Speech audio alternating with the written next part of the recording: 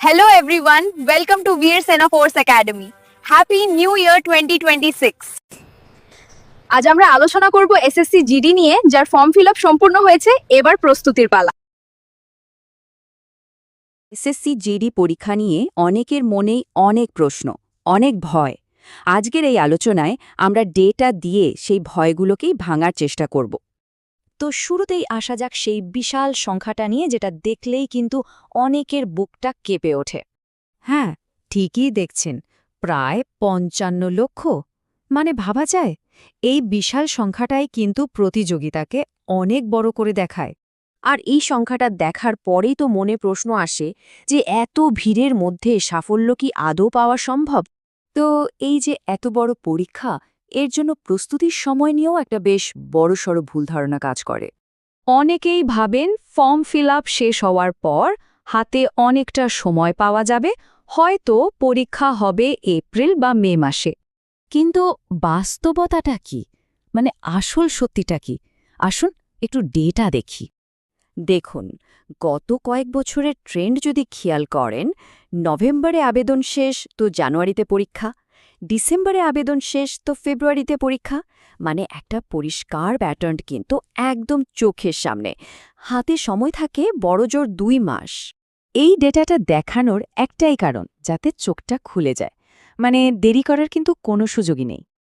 আচ্ছা, সময়ের ব্যাপারটা তো গেল, এবার আসি আরেকটা বড় ভয়ের কথায়, কাট অফ। এত লক্ষ লক্ষ আবেদনকারী, তার মানে তো কাট অফ প্রায় আকাশ ছুঁয়ে যাবে, তাই না? আর এই ভয়টা আরও বাড়ে যখন আমরা দেখি যে প্রতি বছরই ভ্যাকেন্সির থেকে আবেদনকারীর সংখ্যা কত গুণ বেশি থাকে। কিন্তু আসল সত্যিটা কি জানেন? চলুন দেখি বাস্তবে স্কোরটা ঠিক কতটা দরকার ছিল। এই দেখুন, গত রেজাল্টে জেনারেল ক্যাটেগরির জন্য ফিজিক্যাল টেস্টের ডাক পেতে ৮০টা প্রশ্নের মধ্যে মাত্র ৬২টা ঠিক করতে হয়েছে। হ্যাঁ, ঠিকই শুনছেন, মাত্র ৬২টা। এটাই হলো ধারণা আর বাস্তবতার ফারাক। একদিকে মনে হচ্ছে ৫৫ লক্ষ পরীক্ষার্থীর সাথে লড়তে হবে, স্কোর প্রায় নিখুঁত করতে হবে, আর অন্যদিকে ডেটা বলছে যে ৭৭-৭৮% নম্বরই যথেষ্ট ছিল। তার মানে আমরা অকারণেই একটা পাহাড় প্রমাণ চাপ নিয়ে ফেলি। আসলে ভয় পাওয়ার তেমন কোনো কারণই নেই।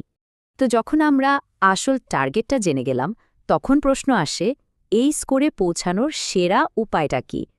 চলুন একটা স্মার্ট স্ট্র্যাটেজি দেখে নেওয়া যাক। দেখুন, স্ট্র্যাটেজিটা খুব সহজ।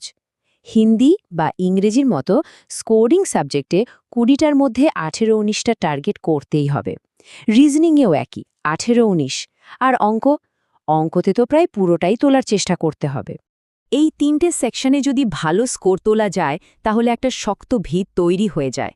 তখন জিকে বা জিএসের মতো বিষয়ে যদি ১০-এর বেশিও ঠিক করা যায়, ব্যাস, তাহলেই কিন্তু টার্গেট স্কোর মানে ৬৪-র বেশি অনায়াসে চলে আসে। তার মানে মূল কথাটা হলো শুধু দিনরাত খেটে যাওয়া নয়, বরং স্মার্টলি পড়া। মানে কোথায় বেশি জোর দিতে হবে আর কোথায় মোটামুটি একটা স্কোর তুললেই চলবে, সেই হিসেবটা পরিষ্কার থাকা দরকার। তাহলে সব মিলিয়ে মূল কথাগুলো কি দাঁড়ালো? প্রথমত, ওই ৫৫ লক্ষ আবেদনকারীর সংখ্যা দেখে ঘাবড়ানোর কিছুই নেই।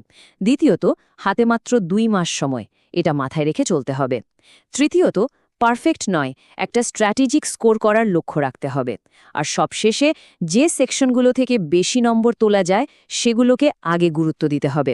আর সবচেয়ে জরুরি হলো নিয়মিত প্র্যাকটিস। আমরা তো আমাদের দিক থেকে যতটা সম্ভব প্র্যাকটিস করাই, কিন্তু আসল কাজটা করতে হবে নিজেকেই। আগের বছরের প্রশ্নপত্র নিন আর যত বেশি সম্ভব প্র্যাকটিস সেট সলভ করুন। এর থেকে ভালো প্রস্তুতির উপায় আর কিছু হতে পারে না। দেখুন, পথটা কিন্তু পরিষ্কার। ডেটা, স্ট্র্যাটেজি সবকিছুই এখন সামনে। এখন প্রশ্ন একটাই, ফোকাসটা কি ঠিক জায়গায় আছে? Thank you for watching. See you in next video. Like and subscribe.